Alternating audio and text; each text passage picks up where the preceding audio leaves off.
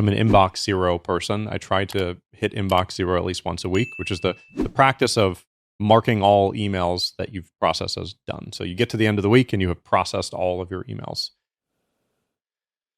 It is definitely one of the holes in the strategy where I get lots of uninvited inbound information. I do have a process by which my EAs clear my inbox. I have a separate category called not important, where they go through and they just move all the things they don't think I need to see into that.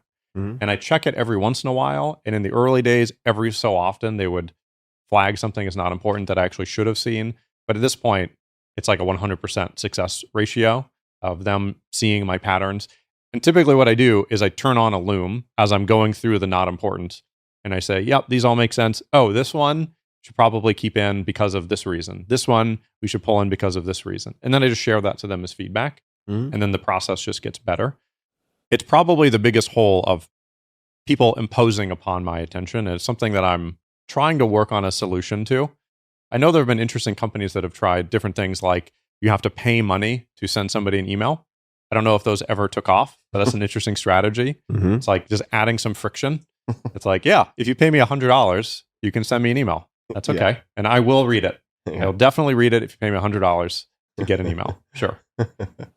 So the nature of processing email, I think the way to do it most efficiently, I use Superhuman as a tool.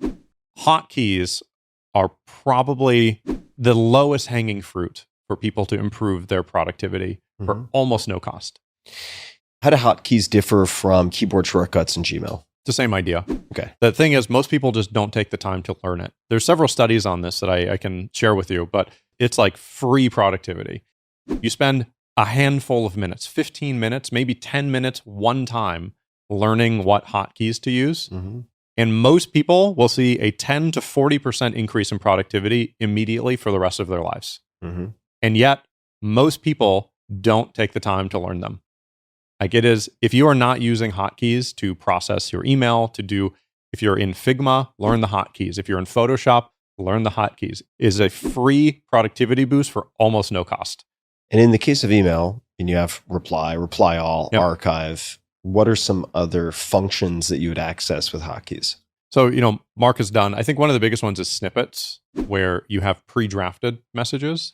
A good example, my co-founder, Casey, when she was struggling with email, I asked her to just record yourself doing email for however long it takes, and then I'll watch it and give you feedback. And this is the workflow thing, where she just recorded it, she shared it with me, and there were many points where I would say, hey, during this point, have you noticed this is the fourth time you've sent this exact same email? And you type it out every time? You should just create a snippet, and you should just send it to them. You see this part here, where you wrote a very long response. He was actually really just asking for a yes or no. You didn't have to provide much longer context. You could have said, yeah, that sounds good. If you need any more context, let me know. And that could have been it. You didn't need to spend 15 minutes on that. You could have just said, yes, and if you need more, let me know, and I can give you more. So don't make the assumption that you have to spend 15 minutes on it if you usually don't have to. And so just having that feedback loop is really helpful. And this keeps tying back to Loom as a useful tool for this. But like being able to just see it.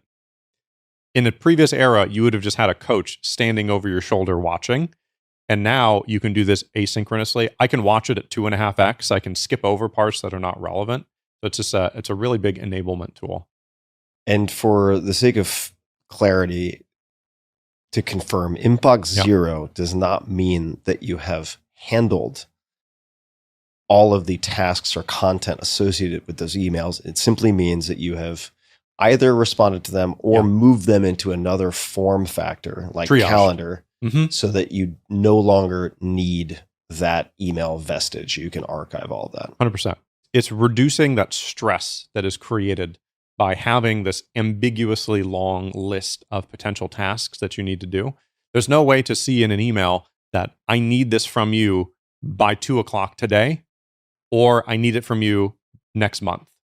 You have to go through every single one individually in order to get that information.